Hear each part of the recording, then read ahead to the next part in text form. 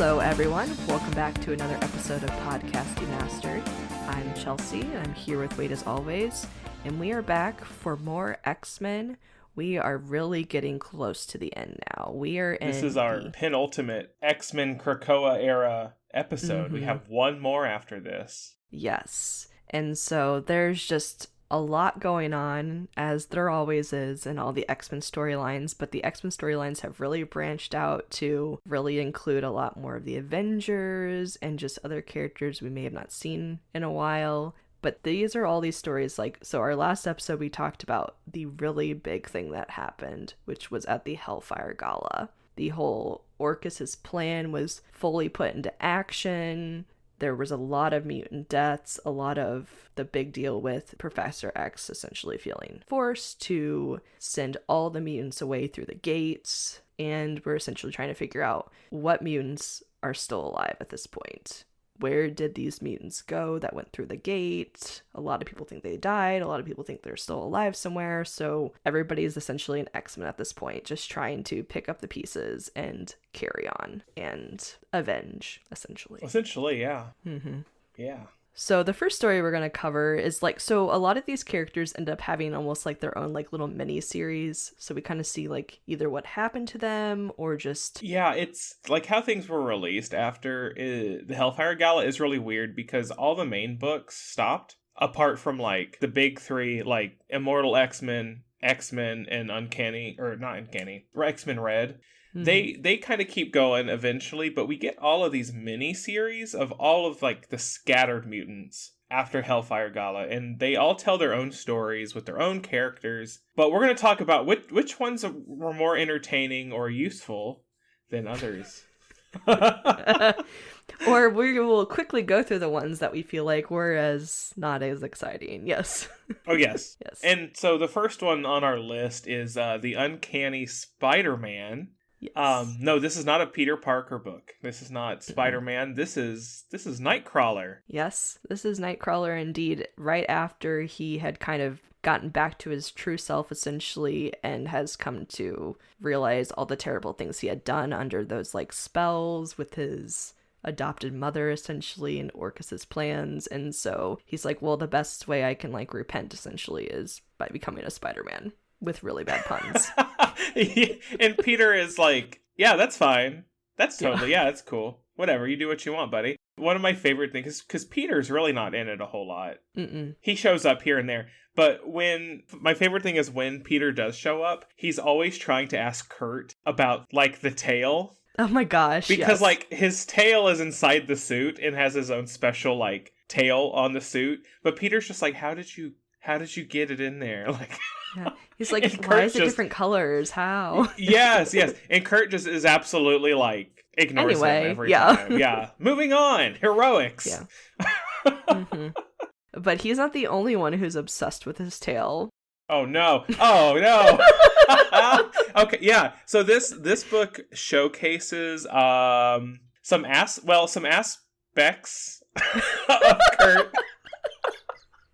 Some aspects of Kurt that Krakoa has kind of pushed. They leaned into this side of Kurt. Mm-hmm. And it's that apparently Kurt is one of the most sexy, just desirable people on this planet. Mm-hmm. Yes. People cannot escape him. No, and even when he's at Spider-Man 2, there's so many people chatting it up.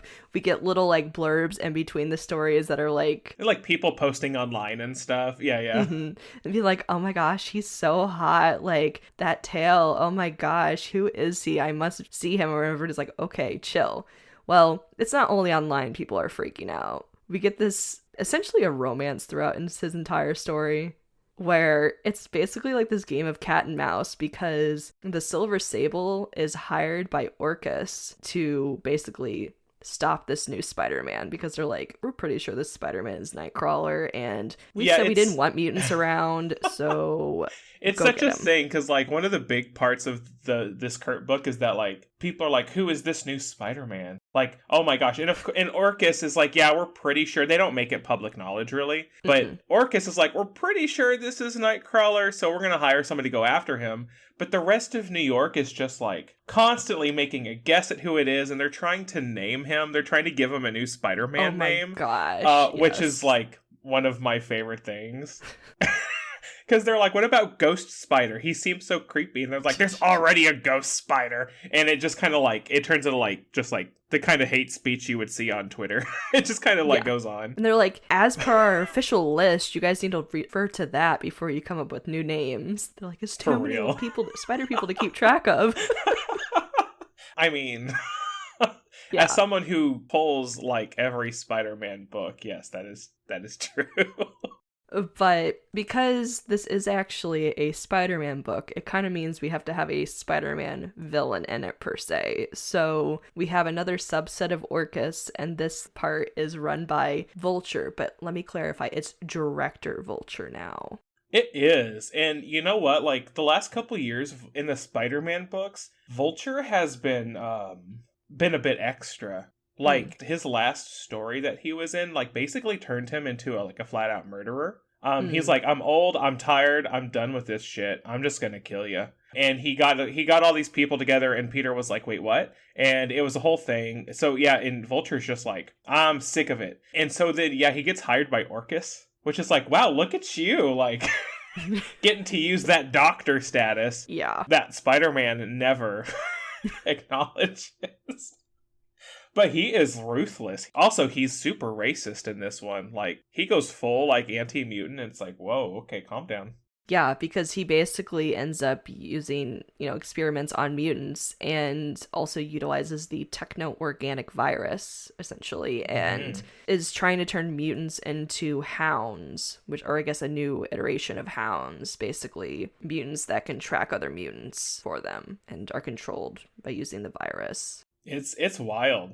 Yeah. And then they're all trying to go after Nightcrawler, and between that Silver Sable is, but Silver Sable is just enthralled by Nightcrawler. Her thing is like, when I'm on the clock, I am a no-nonsense bitch and I will destroy you. But girl's got to have a job, which means I get to clock out. When I clock out, I have fun. And Kurt's like, tell me more about that part. And she's like, okay, I will. Yeah, I'll see you later. Messy. Yeah, messy. Like candlelit dinners and the weirdest sleeping places and everything else. Yeah, exactly. So all the while that Nightcrawler's enjoying his romance, somebody else pops up. Just like, it was a surprise because... Oh, yeah. This whole thing is that they're wondering if, like, Nightcrawler is almost invisible to the, like, sentinels and everything around, like, all the technology to alert of mutants. And everybody's like, huh, that's kind of weird. But then every time he's around, it always goes off, but it ends up being another mutant around. And one of these mutants is, surprise, Mystique's still alive. After she got thrown out of a window onto the rocks, crushing her brain. Bleeding out in the rocks. Well, apparently she's mostly fine, but... she does actually have some brain damage, and so she's very confused. And she's a homeless. She's at. She's like masquerading as like a homeless man, but like she's also crazy. Yeah. And screaming about her baby. Yeah. Give me my baby, the homeless man screams at you across the street. Yeah, brandishing a weapon as well, and Nightcrawler's like, your baby's okay. And she's like, no, not at all. Like, you took my baby. Yeah, and he's like, but I am your but baby, I'm your baby, question mark. And she's like, no. And it's That's because weird. this whole becomes this whole back and forth thing, but then it all leads into this separate issue that's the X-Men Blue origin story. And you essentially finally get another confrontation between Nightcrawler and Mystique, and Nightcrawler's just like, just tell me your story. Like, what is going on with you? Like, maybe I can try to help you. Maybe you just need to talk it out. And so she explains it all about her history and her love with Destiny and their wish to have children together, and that it officially establishes that, yes, Nightcrawler is actually the child of Mystique and Destiny. It is not Mystique and, like, Azazel. And so everybody's kind of like, wait, what? How is that possible? And it's this whole idea that nobody truly understands Mystique's abilities. Everybody thinks she's just, like, a shapeshifter, but it's more than that, that it's, like... she can change more than that, so she can clearly be a parent with destiny to make a child. And that's what happens, yeah. Mm-hmm. And that, of course, I think it was also established, too, that Charles, again, messed with her mind. And, well, not only just because of the Hellfire Gala, but also, like, things in the past. Because she had asked about, like, removing this part of her memory. She wasn't functioning after all that stuff happened, and they were both just so devastated by the loss of Kurt. They couldn't like live. They were arguing, they were just an issue, and they got Charles to erase that from their minds, and also his mind, so conveniently.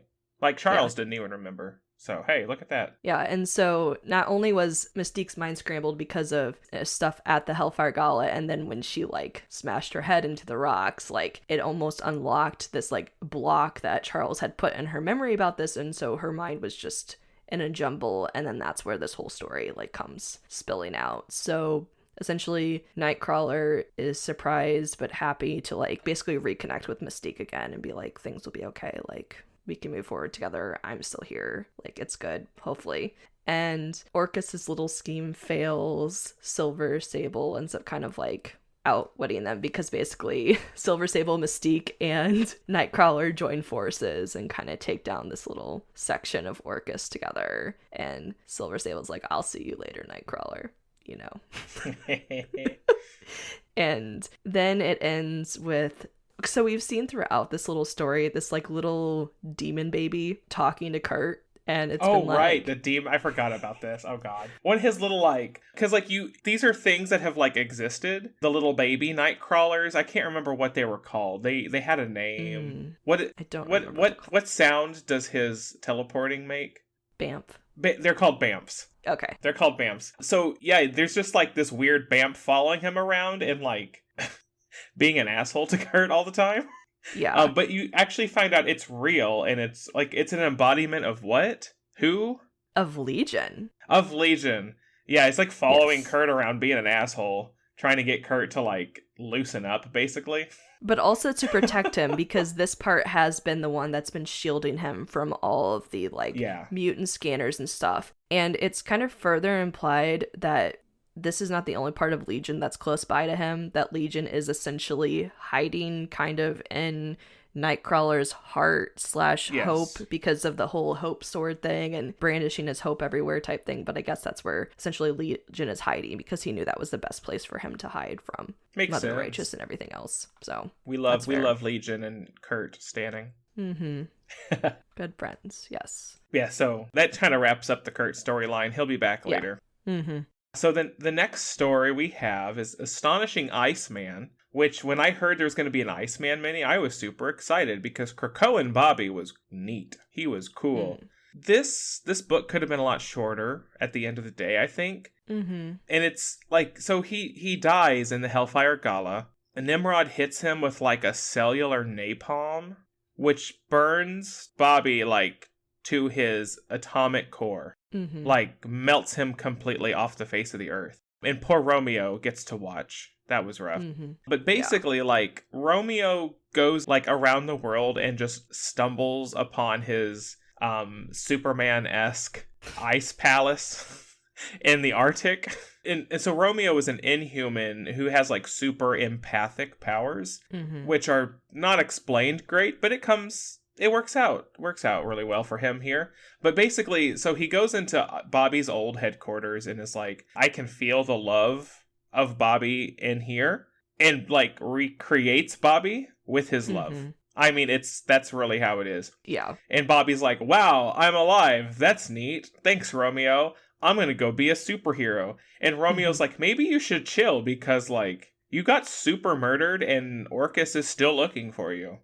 Which is bonkers, but okay. And Bobby's like, but the call of the superhero, I must go save people. So he's kind of popping up places trying to like rescue mutants. But like the farther he gets away from his little ice palace and the longer he's gone, he like melts. He cannot sustain himself in his form. So he has to go back, and you get little moments with Romeo, and he goes off somewhere else. And Orcus is always like, oh, he's over here. Oh, he's over here. And is trying to like trick him into like showing up more places, which Bobby always handles. I mean, it's fine. And that's kind of it. I mean, that's the whole thing. They're just kind of playing cat and mouse with each other. I frankly don't even remember like exactly how it ends, because Oh. it's just kind of more of that. The whole Yeah. story is. I mean, it's a lot of in between with Romeo also being like, I'm like actually really in love with you, Bobby, and Bobby being kind of like, yeah, we'll deal with that later. Yeah, Let me that's go neat. kiss some men I Cool. saved type thing. And then That was admitting, one of yeah. that was one of the things that I did not like about this, because it's like, okay, we're making an X-Men book for the gays, obviously, so we're gonna throw in lots of like the toxic gay traits. Mm. So like, oh, like Bobby just saved a dude. Oh, they're gonna make out in the street. Oh, that's so nice. Oh, Romeo's watching. Cool. Romeo doesn't mind. It's cool. It's a thing they have. Don't worry. Yeah. It's just, and Romeo's like, I do really love you. So can you pull it in? And Bobby's like, sorry, did you say something? And goes off again. Yeah. There's a lot of stuff like that in this book. Yeah, there's a lot of stuff, and it's just like, okay, Bobby, chill. Ha.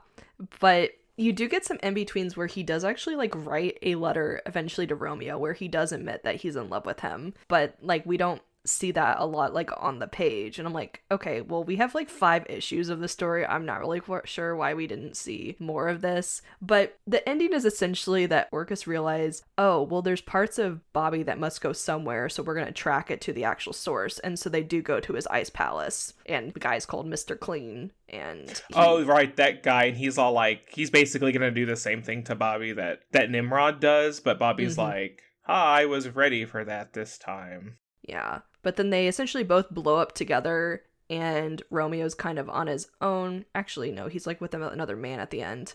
And it's so weird. It's like, and then it's there's so like weird. on the mirror, it's like written almost like in like not really like frosted stuff. It's like basically I will return, and the end of the book it's like Bobby will return. So he's repairing he gets an himself. Avengers level, yeah. like yeah, Bobby will return. Exactly. But yeah, that's essentially the whole Iceman story. Too long. It was fun, but then I was like, okay, all right, okay. Poor Romeo, like, poor Romeo. Yeah. Thanks for bringing me back to life. I'm gonna go continue doing what I was doing before. Bye. Rude. Exactly.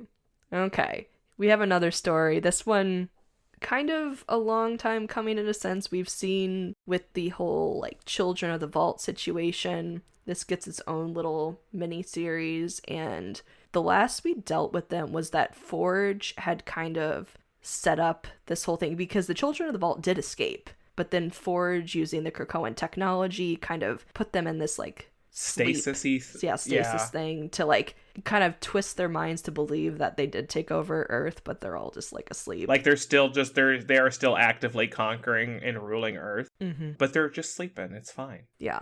But once the Hellfire Gala happens, the fall of Krakoa, the mutants going everywhere, whatever happened to Forge, essentially, we do find out that Forge did survive, but he's like somewhere else. But because he's not actively on Earth monitoring this program, and that because of everything with Krakoa is falling apart, all this technology that was keeping the children with the vault situation, well, now they're free, and they're like, what the heck, this was all a trick. And this is a real like scary story too.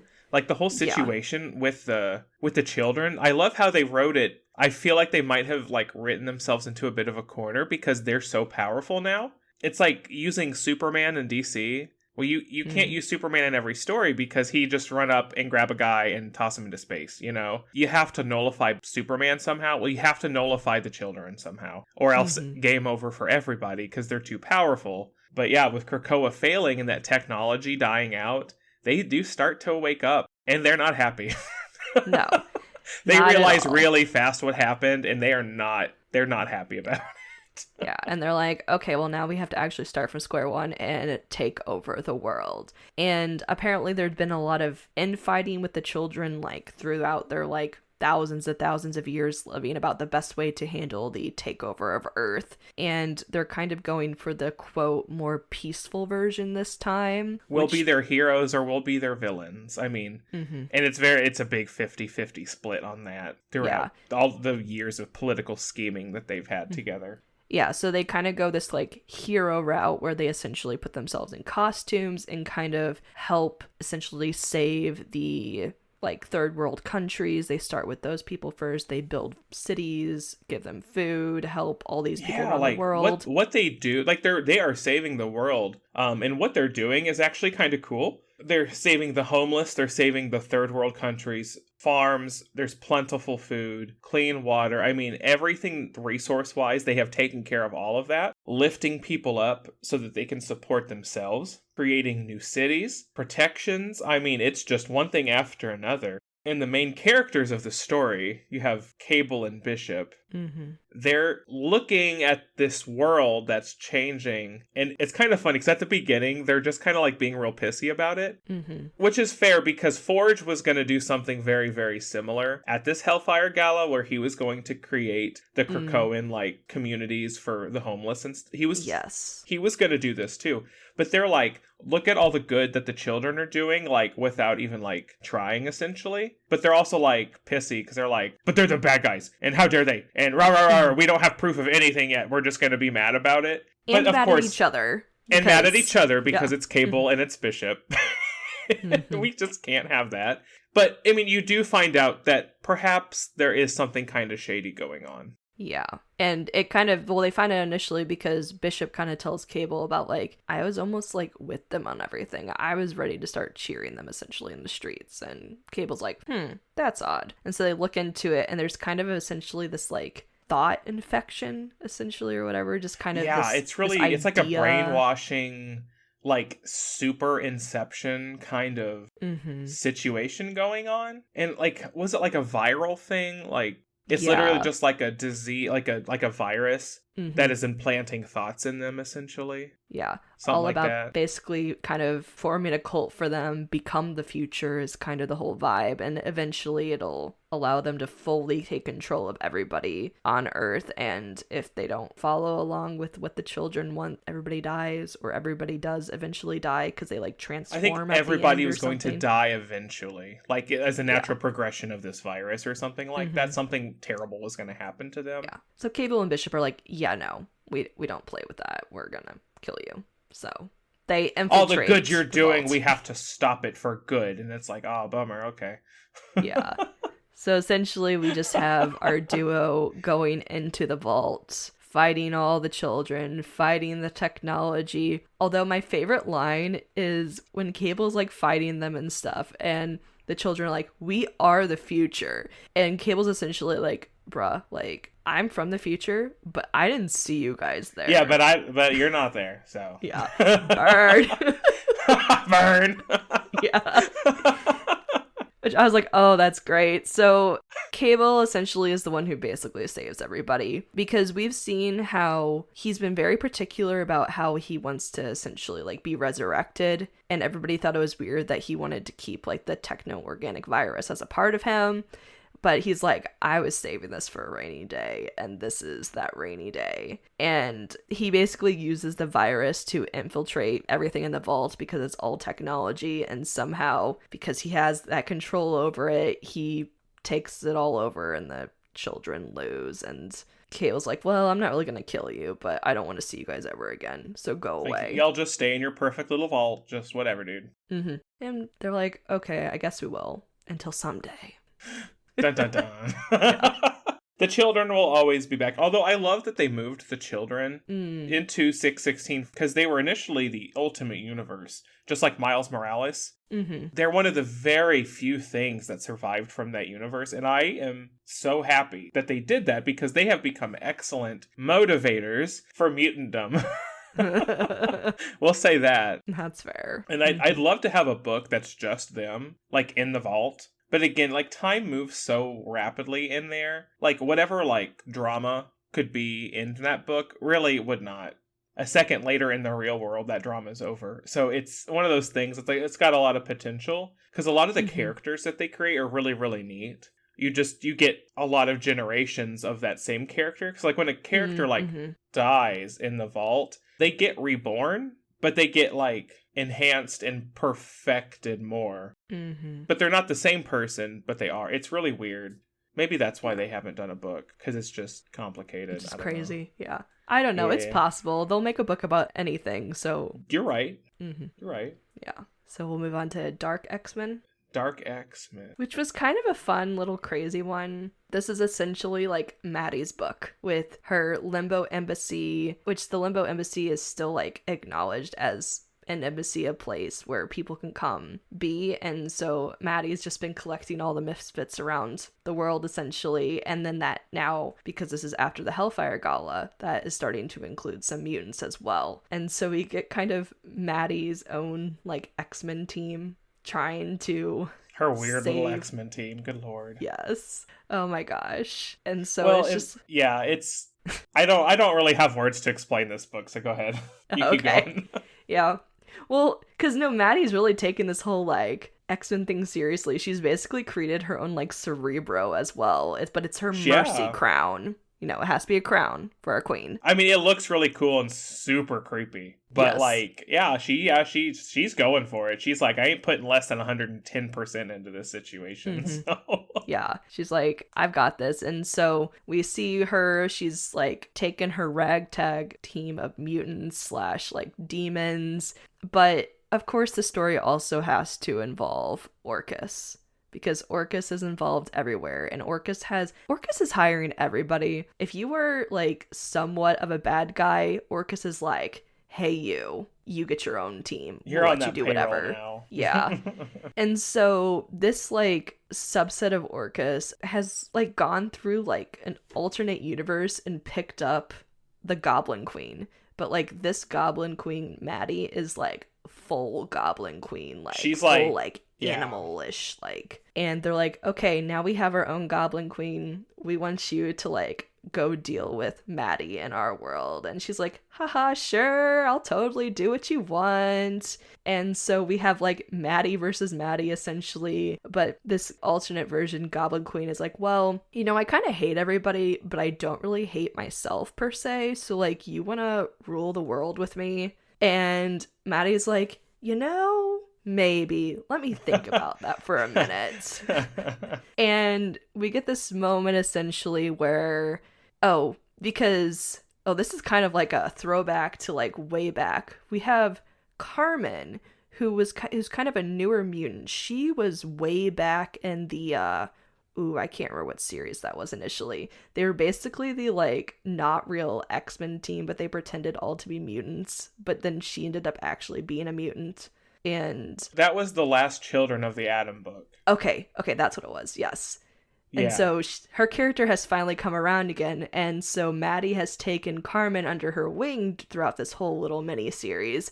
And then Carmen is the one to kind of just bring Maddie back to reality of being like, you know, don't let people tell you who you are. You choose your own path. And she's like, I knew I kept you around for a reason. Like, I like you. And she's like, you're right. So she destroys like the Goblin Queen alternate version and, you know, takes back her power and is like, I do my own thing. We're here for anybody that needs help and just deal with it in our own weird way. Well, doesn't Angel like super get murdered? Yes, and they like bring him back with like dark magic and he's like some gross zombie. Yeah, well, that's what the Goblin Queen brings him back because they also leave him at the beginning. They're like, we have to teleport away and like have to be, and so like, but Warren's right there, and they're like, it's fine. So then like, we have to go now. I'm like, okay, you couldn't have like nobody's Warren, shooting at you. This is not the Hellfire Gala. Like, he gets super screwed over. That poor boy.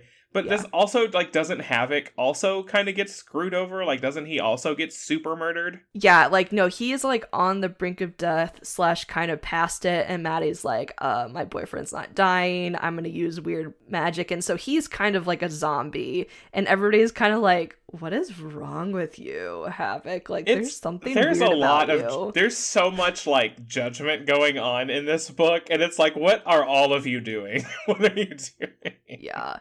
Well, and it's just like, you know, Maddie's ruling what she rules and trying to do her best. And you're like, you see that because she is her own person and she's trying to move past all that judgment. But she's also just learning to accept living with like the weirdos in her life and just... Hey, at least she doesn't get thrown off a balcony in this story. Yeah. Remember when Ben Reilly just picked her up and chucked her off a balcony like she couldn't fly or something? Yeah, me too. Yeah. Well, Chasm is involved in this whole story at some point, and they like, because the Goblin Queen and like Orcus try to like set him free, but then I don't know, that whole thing just Barf to all of that. Yeah. Barf to all of that. But anyway, Maddie's doing fine, essentially. That's what we She's need to know living her best life. It's fine. Yeah. It's fine. And Maddie does not get a to be continued at the end. But she will always get the She's always to in be our continued. hearts. Yeah. Well, we have another weird story too. That's kind of this weird offshoot miniseries.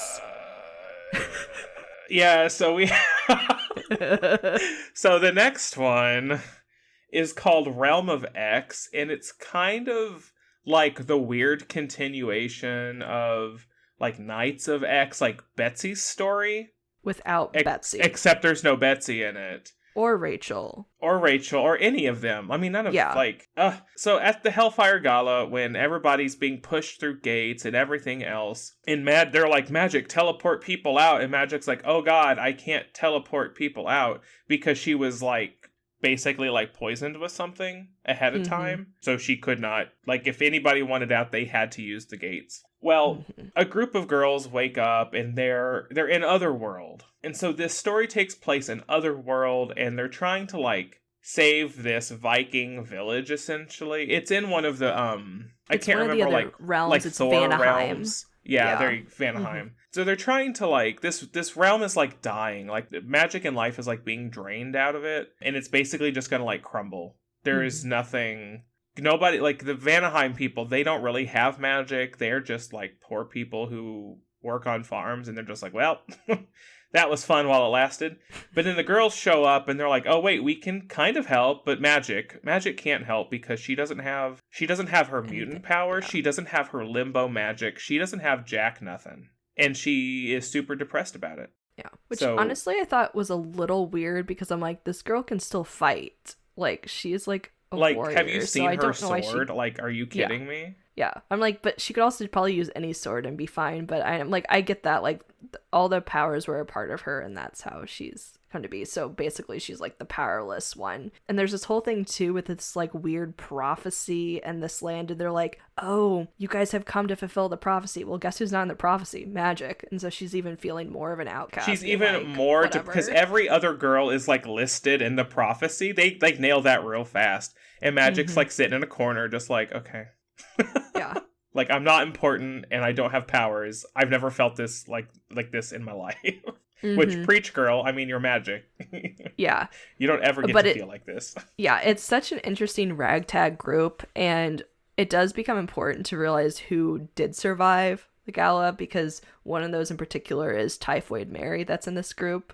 So it's interesting to see her and her interactions. But Typhoid Mary is married to Wilson Fisk. And so Wilson Fisk will become a big deal in her next couple stories we'll be talking about soon. So Typhoid Mary is a part of this. She just wants to get back home. She thinks everything's stupid. Oh, man, and does she? Good Lord. Yes. Good God. She's not like, I don't believe any of this is happening. She's just like, this is all so unimportant and I just want to go home. And everybody else is like, girl, go throw yourself off a cliff. What are you talking about? You want to go home. Like, we're trying to get home too.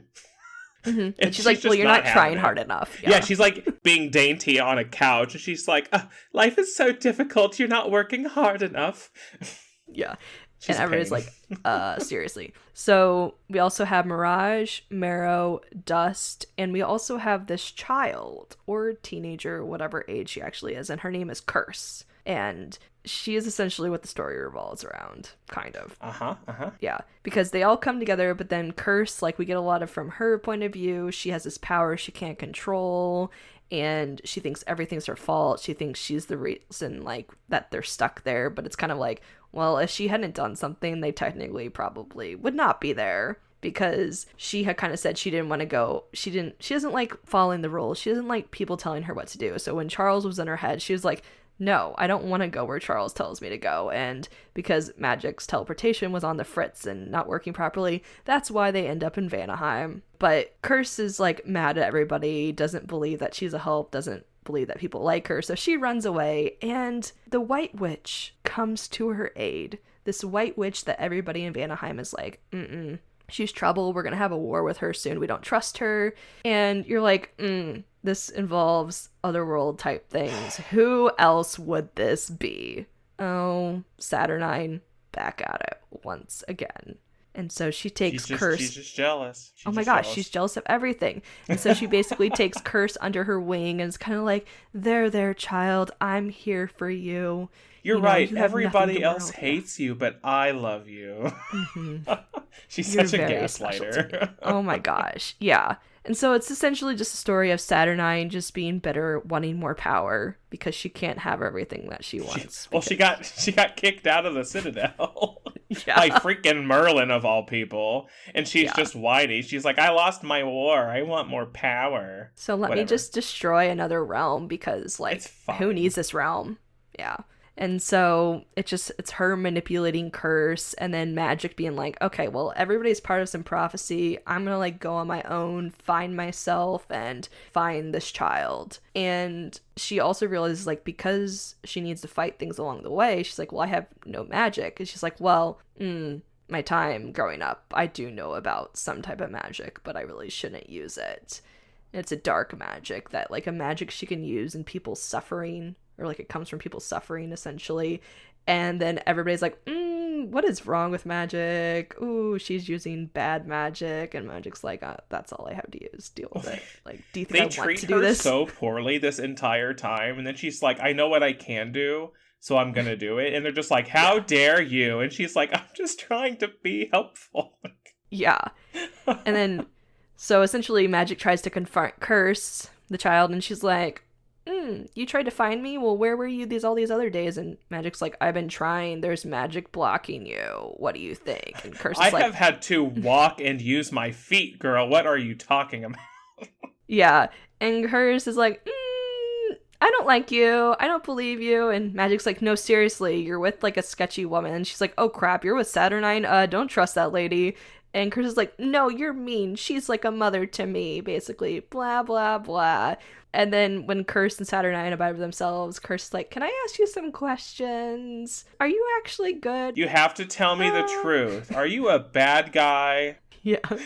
Why would you ask that? Yeah. I can't say yes, but I'm not gonna say no. Yeah. And then Curse throws a fit and her mutant abilities allow because essentially Vanaheim had been blocked from everything because we had Mirage, Magic, everybody, even people in Vanaheim sending messages to Asgard and stuff being like, please help us. And they're like, I guess fine. You're not Thor responding. Will come save us. Yeah. Yeah, they're like, fine. Well, it breaks down the magic curtain, and so Asgard hears that, and they're like, crap, what is happening over here? So we get this whole war essentially where there's fighting, and Saturnine's kind of like, I didn't want a war. I wanted this to be easy. I wanted to tap into all the magical powers. And she still tries to manipulate Curse to be like, hey, I need this power in here. And Curse is like, you know what would be cool? If Magic got all the power that this power-hungry witch wanted. And everybody's like, because what? She's such a petty little brat. Oh my god. Yeah.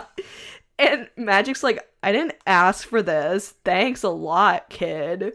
But now she has magic, so she's like, I have too much magic. I'm going to give magic back to this, this realm. Heal the land, heal the people here.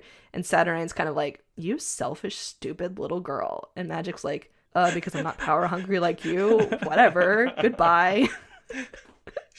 I love Saturnine because she's just such a, but you put her and Magic in a room together and somebody's gonna die. Yeah. They cannot coexist. No. But I guess somehow, yeah, Saturnine escapes. Like she always does. Yup. And Magic has magic back, I guess. And they go back home. And it's my favorite part is during the whole thing is that at some point Typhoid Mary is just like, we're just not going home, so I'm gonna take on 12 boyfriends. My husband won't care because he'll never know because we're never going home. And then they go home and she's like, oh. Yeah. Crud. I should tell him that. Good luck with that. Good luck telling Wilson Fisk about that. That's for sure. It's he'll understand. I was trapped in another world. It's fine. Yeah, I can't wait to talk about what he's been up to. But we have, I think, a couple more stories to get through. Shall we move to X-Force? Sure. Okay. You get to wrap up X-Force too, don't you? Yes. After all of these years. Exactly. X-Force has been a beefy one and made it all the way to 50 issues. And so it survived the entire Krakoan era. Yeah. Crazy. And so essentially we get to wrap up 2 big X-Force stories. So this first story that happens is that, as we mentioned in previous episodes, Colossus has been controlled by his brother with the Chronicler, and Mikhail has his own plans. Well, Mikhail's plan was to enact something on the night of the Hellfire Gala. He was all ready with his forces to take down Xavier, take down all the other mutants, and rule. Well... Ooh, bummer. Yeah. Yeah, he's like, okay. So while that's happening, he's like, Colossus, I want you to, he's controlling him to do his own thing. Well, Colossus tells the rest of X-Force, hey guys, the best way to patrol during this time is to not be at the gala. So we want you to look at things off-site and don't come at all until I tell you to. Because he was still on what Mikhail's plans was. And they're all like, weird, but okay. And so, because he was going to plant a gate to allow his brother to come through. Well, then that's when Orcus attacks the Hellfire Gala. And Sage is all like, Colossus, we are getting attacked. What is going on there? I need to help. And he's like, it's fine. Don't worry about it. And she's like, but I can see people are dying. What the heck? And he's like, no. And so Sage is kind of like, forget this. Let's get X-Force come together. We're going to go and figure out what's going on at the gala. And so Colossus immediately comes back and is like, oh, guys, yeah, follow me through this gate. Everything will be fine. And so one of the things that happened in the last section was that when they were time traveling with all of the Kid Omega stuff, Colossus had been released from his brother's spell during that time because time travel messed with it. And so he had, before he had gotten back under control, he had told Domino to look at his farm. And Domino was like, that was weird, but I'll look at his farm. And she's like, so she finds Colossus's girlfriend that he'd been living happily with was dead, buried under his farm. And she's like, oh, right, because okay. he had killed her. That's yeah, right. He's like, that's sketchy. And then she was looking at all his paintings and she's like, those are some really disturbing paintings he's been painting about his brother in the shadows and stuff. She's like, I think we shouldn't trust him. So right when Colossus came back and said, hey, X-Force, follow me through this gate, Domino's like, Sage, do not listen to him at all. We do not trust him. And she's like, okay, I trust you, I guess. So everybody goes through the gate except for Sage and Domino. On the other side of the gate is Mikhail and his army of all of his creepy Russian doll soldiers that were ready to attack. Well, he's like, brother, why are you here? And they're like, your plan's not gonna work. And he's like, what the heck? And so they just capture the part of X-Force and their special realm. So essentially Sage and Domino are kind of like, we need to get to them, but we don't know how. And they're like, hey, Doctor Strange, do you know about pocket dimensions? Can you help us? And he's like, yeah, I don't really know what this is, but sure, I'll help you get through there. And Domino and Sage, with the help of Deadpool, fight their way through this pocket dimension that Mikhail has made, and Colossus is fighting Control. There's this whole, the Control thing, and Colossus actually kills his brother. And the pocket dimension starts failing, so Doctor Strange pulls everybody out of the dimension, and everybody's like, okay, well, Colossus, you did a lot of sketchy things. What are we gonna do with you? And he's like, yeah, I know, but I was under control of my brother. Took you all long enough to figure it out, Jesus. Yeah. Yeah. So then they're like, well, we can't banish you because X-Force has all done sketchy things, so, we'll give you another chance, but, you're on probation. Okay. Yeah. Yeah. You mean pull Sinister out of the hole? He can help you too? All right. I mean, probably. Let's be real. Sinister has other plans, though. Anyway, so then the other story we finally wrap up with X-Force is Beast. Because we still have Beast running around like crazy. We already had X-Force deal with all of his clones, and there's also the Wolverine clones going about. Well, X-Force has set up a new base in the North Pole. They have set up a base for all of X-Force, and they're allowing any other mutants, because they're also looking for mutants that are still alive after the gala, and they're like, come here, this can be the refuge, but it's kind of X-Force, and so we're probably gonna get attacked, so you guys kind of need to fight, but we'll still take care of you, because we're all family mutants coming together. And so you see at one point Beast with a rifle, and he shoots Omega Red, he infiltrates their base, and he steals a Krakoan armor set, and so he's all battle geared out, running around on a rampage, and everybody's like, what the heck is Beast up to? We need to stop him. Then Sage is like, so guys, I have a way to stop Beast, but you guys aren't gonna like this. And everybody's like, what did you do, Sage? She's like, well, you know, I stole one of the Beast clones backups that, you know, we could have Beast fight Beast. And everybody's like, that sounds like a really stupid idea because Beast will like turn on us. And she's like, it's still Beast. Yeah. And Sage is like, no, this is like a good one. And everybody's like, sure, I guess. But we all know that's how this is going to end. And Wolverine's like, I'll be ready to kill them both. Don't worry. And Sage is like, okay, well, we'll get to that eventually. So they like release or whatever this Beast clone. And he's like the quote good Beast. He has all the memories of like a very particular point in the past where Beast was like the happiest. And so they're like, hey Beast, you know, we want your opinion on how to deal with like your other self. And he's like, hypothetically, if you ever went on a genocidal rampage and tried to kill everybody using everybody's bones to do so, how would you stop yourself? And he's like, huh? Yeah. So he like listens to everything, and then he like looks up all the information on his own, and he escapes because he's Beast and he's intelligent, and like everybody's like, cool, we told you, Sage, that Beast would be like out there in the world. And you're like, oh well, why is Beast? They're like, great, Beast is gonna join other Beasts because our like Beast Prime, per se, as we call him, with his like Krakoan suit, has been like creating a nuclear weapon essentially. And everybody's like, this is not good. Where the heck is he going to like launch that? And then meanwhile, we have our Beast little clone kind of being like, this is weird. Like, why is Beast like this? Like, I don't know. I need to find out more. So then he meets up with Wonder Man and he's like, hey buddy, it's been a while. And Wonder Man's like, are you okay? Like, who are you? Essentially, he's like, what do you mean? He was like, it's been a very long time since we've seen each other, and I've heard stories about you, Beast. And Beast's like, well, that's not me. Like, I'm still the same guy you knew. Will you help me?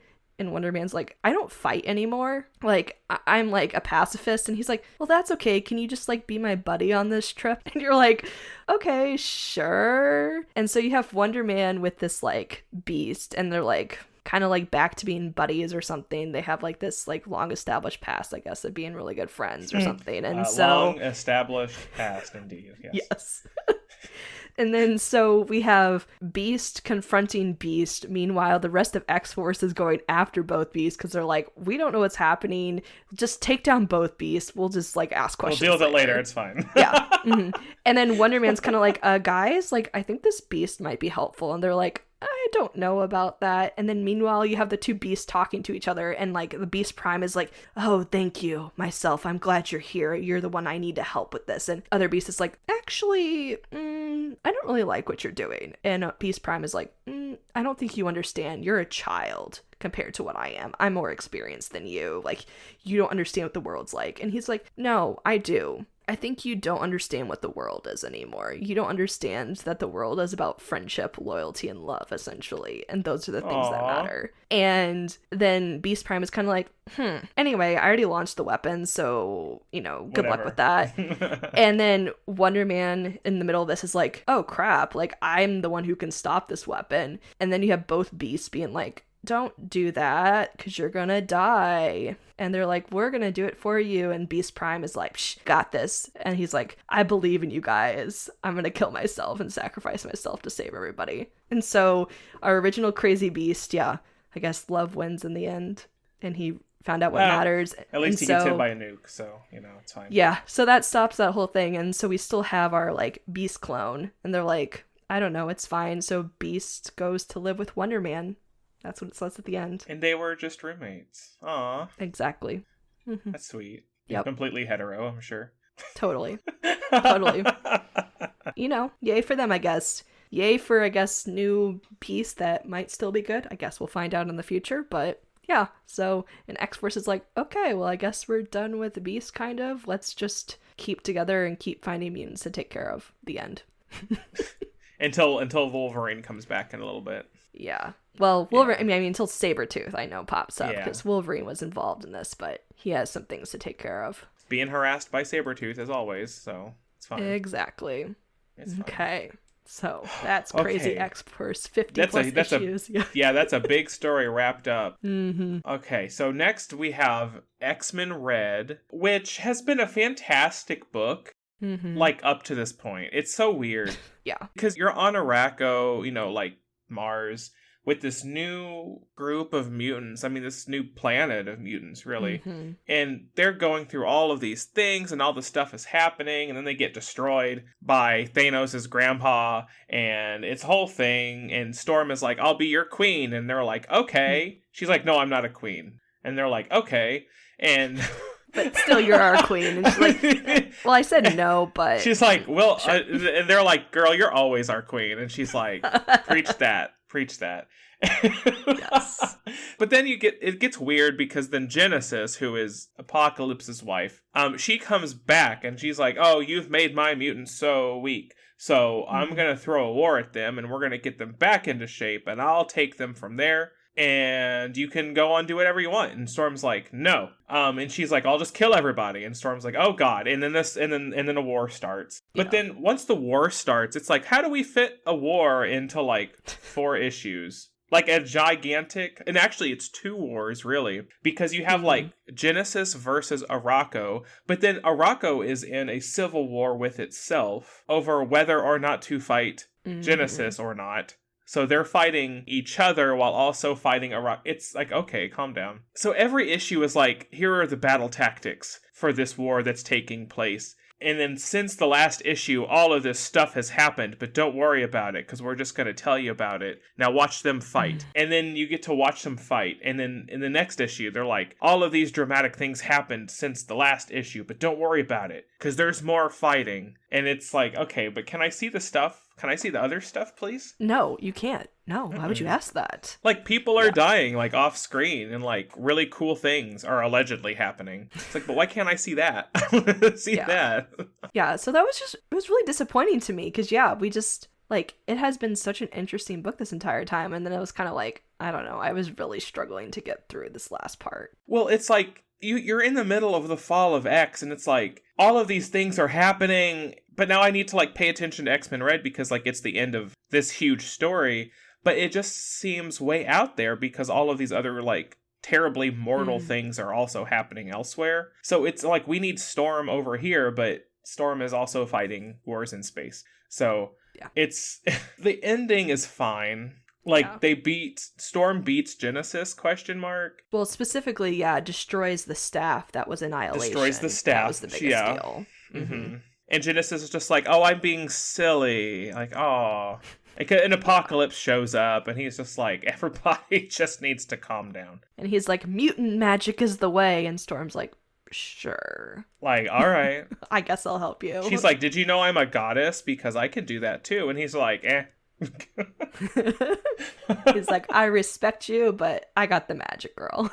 Yeah, he's like, I got this. Don't worry about it. Yeah. But then they, like, banish Genesis, and Storm's kind of like, that's not where I planned to banish her. And everybody else said to, and this is a problem. So she's, like, banished on Phobos. Oh, the moon. The moon of Mars. Yeah. The moon of Mars that Fei Long owns. Mm-hmm. Like the pink Orcus guy. He owns Phobos, and Genesis is there. It's like, why on earth would you put the two of them together? Are you kidding me? Yeah, so it essentially ends with her, like, with a bunch of Orcus just murdered at her feet, but it's also like, I will get my revenge. And I'm like, yeah, this is so smart, everybody. Good job. Yeah, well, you definitely set up a new storyline, I suppose, but, like, why would you do that? Mm-hmm. Why would you do that? Put her in a room with Iska for 10 minutes, and, like, it'll sort itself out. Oh, yeah. That's actually 2 other things about this whole story is, Iska's involved, but she's also like, no, I don't want to deal with this. She's trying to, like, be neutral. Mm-hmm. Because she's super mad because her powers have been taken advantage of too many times in the past with the whole, like, well, she has to win. So people are, like, passively using her powers against her will to win for their side. And so she's sick of it. She's like, I'm gonna be a hermit out here. But then people keep, like, moving in with her. Because they're like, neutrality, and she's like, leave me alone. Yeah. And she's also like, but if you fly over my land or do any type of fighting, I will destroy you. She's legit. So She's like standing on a mountain, just like, I swear to God, fly past me. I'll kill you. And she does. She's like sniping people out of the sky for even like breathing in her direction.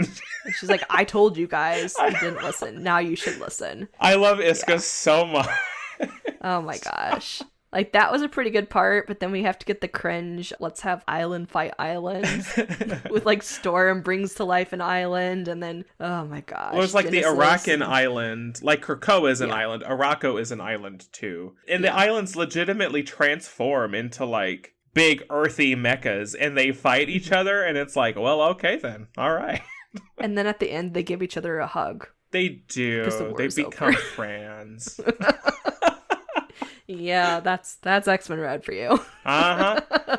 Like, now we're moving on. Cool. Yep. I think so. Let's move on. I just can't. I love it. I love it all. Oh my gosh. Except for all the fighting was really boring, because it's like, why are we fighting? Don't worry about it. Like, battle tactics, that's why. Yeah. I was like, the reading part was way more interesting, but then just, like, the panels, I'm like, we have to do this for multiple issues? Okay, thanks. Oh, hey. Okay. So let's do Miss Marvel next, I think. Okay. Okay, so there's like a lot in this book, but there's not. It's weird. So Miss Marvel, right before the Hellfire Gala, she was brought back, right? She was resurrected. And they were like, surprise, you're half inhuman, half mutant. And not half inhuman, half human. And she's like, whoa, that's cool. Do I get cool X-Men powers? And they're like, dude, the writers haven't figured that out yet. They'll appear when you're ready. And she's like, cool, that works for me. So after the Hellfire Gala, she basically gets to like go back home and like live as a normal person, because nobody knows that she's a mutant yet. But Emma does come with her.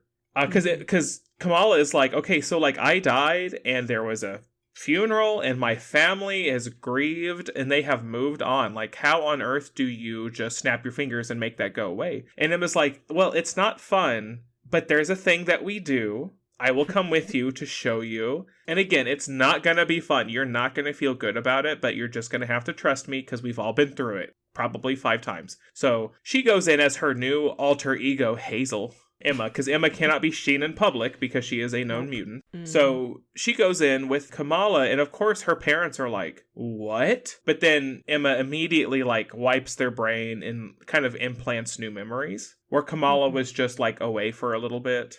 Yeah, like she was just on a school trip. And of course, it's so instantaneous for everybody in her life. And Kamala has to, like, balance things out. Yeah. She's like, isn't it weird? Like, you knew I was dead. And they're just like, girl, you were at school. What? But very shortly after, she's like, oh, but I can still be a superhero.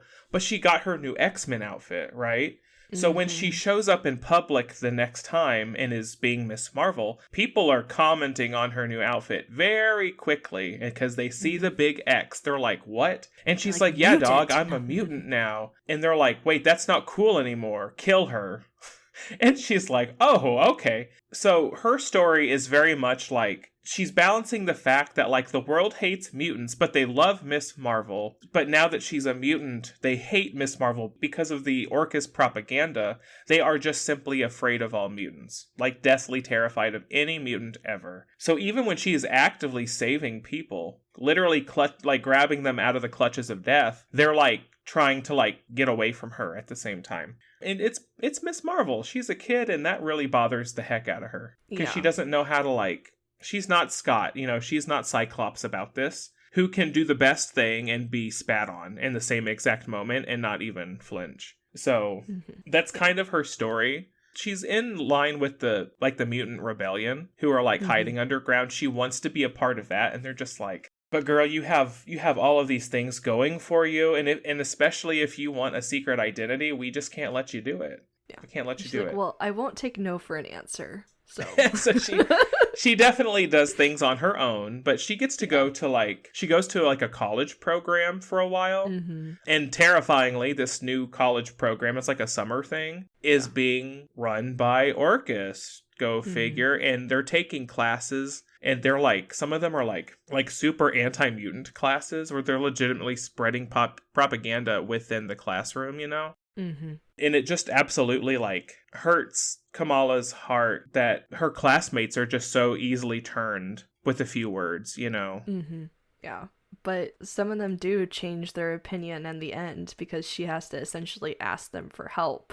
And she's like, you guys are all smart in here for a reason. Why don't you use your brains and, like, Why don't you think figure for out this was yourself, like, please? yeah, think for yourself and, you know, realize this is all propaganda. And so you see a lot of them turning and they believe, at least at that point, that Miss Marvel at least is a hero to them. And the other thing we get with her story too is that, like, because Miss Marvel recently found out that she's a mutant, but she's also an inhuman, you know, what is her place in the world? Everybody's pulling her in different directions, but who is she? Who does she view herself as? And so we see a lot of that internal struggle as well, also affecting her dreams and stuff throughout this whole story as well. And she just comes to terms like, you know, I'm a lot of things. Like, I am who I am. And, like, I'm happy being, you know, everything. I don't need to be one particular thing. And we also see multiple people throughout her story specifically and other times being like, you know, would you like to know what your mutant ability is? Would you like to unlock that right now? And she's they keep teasing her with it, and she's just like, nah, I'm fine.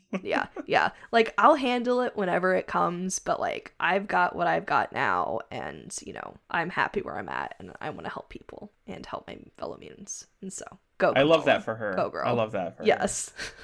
I love exactly that. But we'll see more of Miss Marvel later, so no worries. Mm-hmm.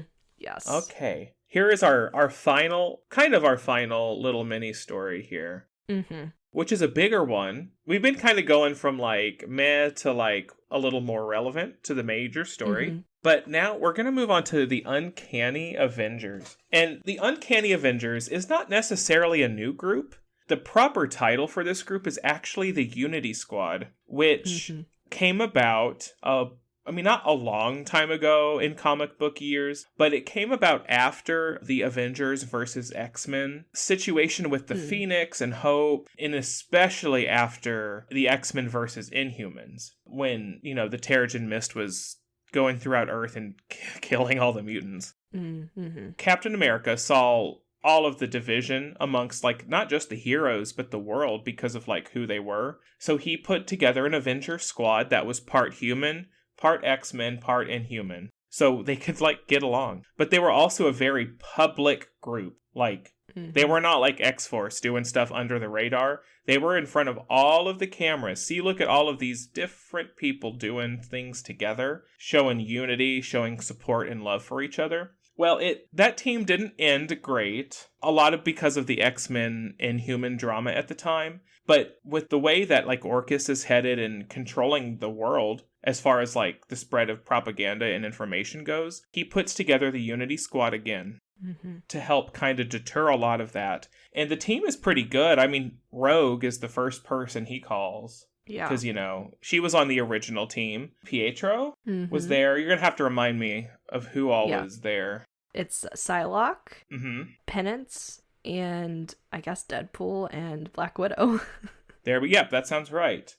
And so their story is essentially comes out of the Free Comic Book Day story, in which, like, that's the story where some guy broke into the X-Men treehouse, stole the Captain Krakoa suit, takes it to Washington, assassinates a whole bunch of, like, Senate members or whatever, like, in the guise as Captain Krakoa, just, you know, making the X-Men look bad. And then he unceremoniously tosses Scott out of the treehouse and shatters him to pieces.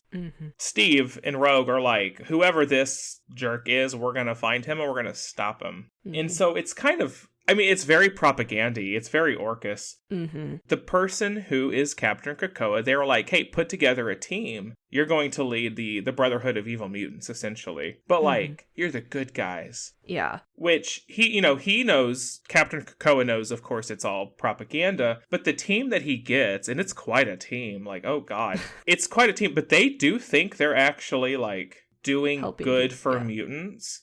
Like, the Blob. Yeah, I was gonna say, the poor guy. He really thinks he's like, I'm a hero now, and, like, look at me doing good. But you also have terrible people like the Fenris twins, like Barf. Ew, get them off every page, everywhere. Disgusting. Yeah, I hate them. No, is Toad there? I know it's Wild Side, I believe. Wild Side, okay. Yeah. But it's such a small team because then they also rebrand, like, depending on who they're talking to, and they call themselves the New Mutant Liberation Front instead of the Brotherhood. Yes. And so it furthers, because we've seen Blob throughout this age. Like, he's just had a great time. Krakoa. He just gets to be a normal dude, and he hangs out in the bar, and he has friends. And he's like, I don't have to do supervillain stuff. I don't have to get off my butt. I can just relax and have friends and be fun. Yeah. Except for this team situation. Yeah. But then we kind of find out that Captain Krakoa is starting to go a little rogue from Orcus, because they're like, Orcus is like, we didn't approve this. Like, what the heck is Captain Krakoa doing? He's like, well, you trust me to, like, do the right thing for the group, and I'm just doing my job. And they're just like, how about you chill out? Yeah. And so we have our Unity squad just kind of going after, because they're also trying to answer the biggest question that everybody has in their mind. Who the heck is Captain Krakoa? And what is he up to? And so we just have them just clashing time and again. And then we find out that one of the Fenris twins does know who they are, because they have a little moment together. Yeah. And they're like, don't tell anybody who it is. And you're like, okay, well, clearly they have a past with each other. I don't know what that means, but I guess we'll figure out who they are. We also weirdly see a moment, too, actually, at the beginning of this, where Captain Krakoa, like, because the Fenris twins, they were in the pit. And, like, the pit is still, like, kind of functioning. So he goes in and rescues them. Well, you know who else is still in the pit? That's kind of like, what about me? Doug is still down there. And you see Doug for a very brief moment being like, are you going to help me? And then they're gone. You're like, aw, Doug. But, poor Doug. I know, poor them. Doug. Yeah. You don't want to go with those nasty people anyway. Yeah. No. You're being down there because you're being protected, buddy. I know it's not fun, but you just stay there for a little while longer. Mm-hmm. So as they're fighting Captain Krakoa, there's another little storyline that's going on that we will continue to see, but we'll just mention it now, because at the end of the Hellfire Gala, when Emma and the few that escaped with her, one of those people was Kingpin. And he has been up to a lot of things. He has his hands on a lot of things right now. And there were some rumors going around that a human did survive the gala, and that's a witness that we can use to find out what really happened. And everybody's like, well, a human, ooh, that's more weight than mutants that survived it, so we need to find this human. So we have Ben Ulrich, who's been our reporter throughout all this time, who's dealt with Scott, who's dealt with everybody, trying to get the truth out there. It's like, okay, well, I want to figure out what this human is. And they're like, you'll never believe who it is. And he's like, oh, that's interesting. Okay. And so they do a whole expose interview being like, we're going to get the word out. Orcus is not what they seem. This is what really happened at the gala. Like, what, let's wasn't get this it Kingpin? out. It's Kingpin, right? Like, he was the... Yes. He was the human. He was like the gasp. Yes. Oh my gosh. Yeah. And Wilson is like, yeah, I'll tell you all the dirty details. Yeah. And like, we're looking for my wife. Like, yeah. And Orcus is like, Kingpin. And he's like, I don't know you. Yeah. Like, I don't know who you are. Yeah. Like, no. And so then we, of course, have Captain Krakoa being like, we can't have a human that survived the attack. Oh, for real. Oh, God. And this is the good part, because don't they go after Fisk? And they because what Fisk is doing in the background throughout a lot of these things is that he is kind of like rebuilding the Hellfire Club. Yes. Because they're like, we need money, we need resources, we need some kind of power thing. And Fisk is like, don't worry, Emma, I got you, girl. Mm-hmm. Like, I'm mad too on your behalf and also my behalf. Yeah. So I get this. So he's getting money. He's like transferred all his personal funds into the Hellfire Club and is rebuilding, and there's a building now and stuff like that. They come after Fisk, and he's like, who do you think you are? Yeah. That does not go the way that they thought it was going to go. Nope. Yeah. Which is great, because like this Captain Krakoa is such a just like an arrogant asshole. Like, oh my God, you just want to, every time he's on the screen, like whatever he says, you just want to punch him in his stupid face. Mm-hmm. Which when you find out who it is, it's like, oh yeah, that tracks. But we keep going. We keep going. Yeah. So we just keep getting the fights, and then it becomes like in a showdown because Captain Krakoa essentially has stolen a bomb. A nuke. Yeah, a nuke. And has hidden it under Dr. Stasis, where Dr. Stasis is giving a presentation. It was in like a statue or something, right? Some monument or something. And they were like around the monument, and they're like, he's giving the big speech about. Yeah, I was like, because he had given quite a few speeches. Where's like for us. Central Park or something, like somewhere like right in the middle of New York. Yeah, and so it was a big deal. So we have our Unity Squad being like, yeah, that's not okay. And Captain America basically doing a showdown with Captain Krakoa and be like, I'm gonna unmask you and I'm gonna stop you. And he does unmask him, and it is revealed. It's Steve-ul. It's Steve-ul Rogers. It cracked me up how everybody started using that, and I was like, I know, okay, I love it. So Steve-ul Rogers, if you don't know, there was an event, I don't know, like right before COVID, maybe, I don't remember, where basically like Captain America became evil Captain America and was like working with Hydra and was like a super Nazi and super fascist, and it was like he came in like wielding Thor's hammer because he was right. You know, this whole thing, and you find out that, like, Hydra, like, went back in time, and there was something with they basically, like, brainwashed Steve of the past, and then brought him to the future, or, like, changed reality, so, like, that Steve was the real Steve, but then the not Nazi Steve was still alive. It was a bunch of silliness. It's cooler than it sounds. And good Captain America wins against evil Captain America, but he's like, I'll be back, gosh darn it. And he does come back. He's been back once, ? But he is Captain Krakoa, and he's like, I'm gonna make the mutants look really bad, like really bad, because I'm a fascist now. And then whenever it's revealed to be Steve, everybody's like, oh my god, you're alive! And he's just like, well, yeah, you saw me walk away. Like, what? Yeah.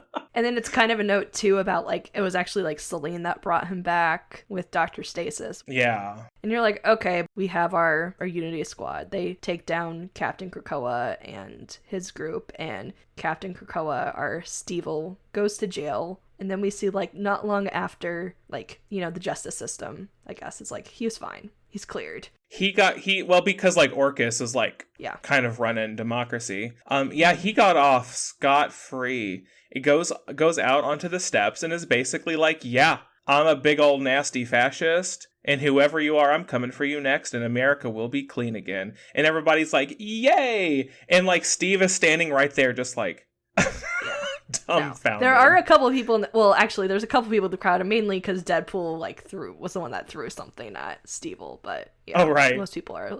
Oh, we didn't talk about Deadpool really. So there's some like relationship-y stuff happen in this book, like Pietro and Penance. Oh, yes. They get together. Like, that's kind of nice. But also, like, Rogue is dealing with, like, a weird relationship with Deadpool. Like, Deadpool's always liked Rogue a lot, and Rogue's like, no, thank you. I'm fine, Wade. You're good to go. Well, they keep bringing it up, and Rogue's just like, I am, like, bloodthirsty right now. I need you to calm down. Well, because he keeps asking about Gambit. He's like, so you and Gambit, huh? Like, where do I fit in? Basically, like, are you sure you want to be with Gambit? What a Wade And she's like, she's like, shut up. I don't need to answer to you.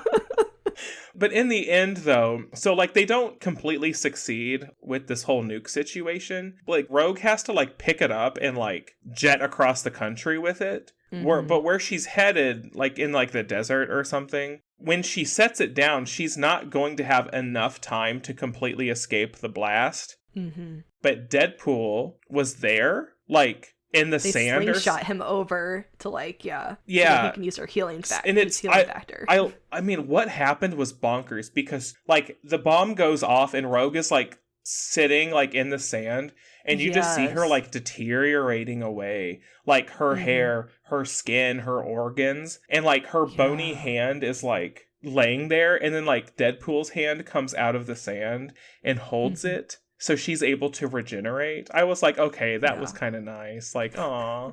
Although, because, you know, like, her hair got blown away, she has, like, really short hair. Like, for a little bit, she'll have really short hair. I love her, like, super long, like, big old bushy hair. I love that. That's a small thing, but whatever. But yeah, I liked what they did, like, with that, because Rogue is like, aw, thanks. And he's like... So there's a chance now? No. He's like, yeah. It's like, so she's like, no. She's like, you got some bonus points, but you're my friend. Thank you. Yeah. That's right. Yes. So Captain Krakoa was defeated, and, you know, a little bit of fascism died, but just a little bit. Yeah. So with that, Whoa, With this that, is where it gets real yeah, crazy. we get to get into like the main story. I know, like that was just all of the side stuff that happened. Yeah. So there are kind of 4 more books that we haven't. We've kind of touched on them because almost all of these side series play into the like what's going on in the background of the main story. But should we talk about Jean first? Sure, we can do that. So Jean has a book. She got her own little book. It was like 3 issues, maybe 4 issues. It wasn't terribly big, but it kind of covers her return, question mark. Jean it's a complicated matter because, you know, she got super murdered at the end of the Hellfire Gala. She got stabbed with that otherworld knife, which completely cut off her powers, where she just died. She just flat out deteriorated. She was gone. And the question was, well, how does that affect, like, the Phoenix? Like, you know? Well, this book kind of answers that question. And it's a very interesting book because a lot of it is just, like, Jean narrating her life. But it kind of goes through a bunch of, like, major things that happen in her life. And it's like, but what if she made the other decision? Would that have put her in a better situation to, like, save Krakoa, essentially? And I think the answer every time was no. Like, everything that's happened was supposed to happen the way it happened. Like, I'm trying to remember, like, the first decision they cover, is that, like, when they come back from the future? Yes. And, like, the kid versions of themselves who were sent to the future, and then they come back, their thing is, like, well, we're supposed to erase all of our memories of what happened in the future, so we ensure that it still happens. And the decision they made is like, well, but what if we don't? And that kind of goes off on a tangent where, like, they end up leaving the professor and starting their own little, like, Teen Titans situation. Yeah, and essentially following Jean, but then Jean gets this whole thing about she's always right, and she's the one who can fix everything, and ends up turning out to be worse than Magneto. And so our Jean that's reflecting on her whole life is like, okay, maybe that wasn't. Maybe that's, right, maybe that's not the right way. And so then, like, the second one is that the Maddie, like, everything that happened with Maddie, could we have done that better situation? Yeah, and there's also, well, the moment, too, of if she was the one who didn't save them from coming back to Earth with the plane thing, with the first time. Oh, right, yeah. That's what. Yeah. So we see all these big turning points, like Wade mentioned, and just, they were good when they happened the first time. It was, anything changes would have probably made things worse. And so, yeah, this whole book, we're just, like, in her head, she's just talking about all these things that happened. What could she have done? Because she just blames it all on herself. And you eventually find out where she's at. Oh, yeah, makes sense. It's so bonkers, too, because, like, for a while, she's just narrating. It's, like, flashbacks, and she's narrating, and you get weird glimpses of, like, present Jean, where she's just kind of, like, there. But you find out that she's in the white-hot room. But, like, things are weird. Like, she doesn't really know where she's at. Like, her mind is really not there with her. While she's, like, hyper going through her, like, life choices. Like, she's kind of messed up. Yeah, which makes sense because, like, Jean with the Phoenix and the White Hot Room, there's that very close relationship where essentially, like, the White Hot Room is where the Phoenix is, like, reborn and lives and stuff. And, like, because she is, like, one with the Phoenix, that's where she's, like, going to, like, repair herself eventually. And so it's like, okay, I guess that makes sense that she's there and she's trying to come back. But there's other stuff going on. You're like, what is happening? Like, I don't understand, because a lot of like we said, these stories, like, they kind of weave in and out of each other, and we get to this, like, big thing that Jean's not alone. Jean's not just alone with the Phoenix. There's, like, mutants there. Yeah, there's other people with her in the White Hot Room, but, like, Jean doesn't really comprehend that.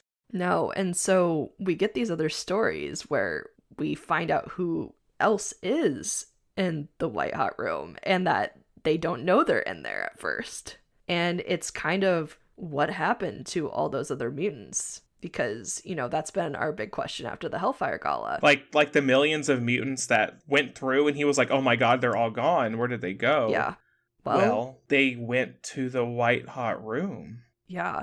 Which is like, that's not a place that exists. That's not like another planet or even another dimension. It's like a highly conceptual place. Yeah. And so this whole thing is very weird, because I definitely feel like, listeners, you can let us know how well versed you are with the White Hot Room. But from my understanding, like, how they take this with the White Hot Room at this point, this is not how I always thought the White Hot Room was. I thought it was specifically like with the Phoenix, and which of course was with Jean, but then they turn everything on its head and go, well, it's more than that. And so we'll get to that in just a moment, but like we have all these mutants that are just there. They're basically in this desert. And we have like our three main people, and it's a big deal. So these people are alive, or we think they're alive at this point. We have Destiny, Hope, and Exodus. And they're like, we need to get out of here. We need to find out what's going on. And they're like working together. They're like traveling through a desert. Like they're just kind of walking endlessly through a desert in their Hellfire Gala clothes. Like, oh, yikes. Yeah.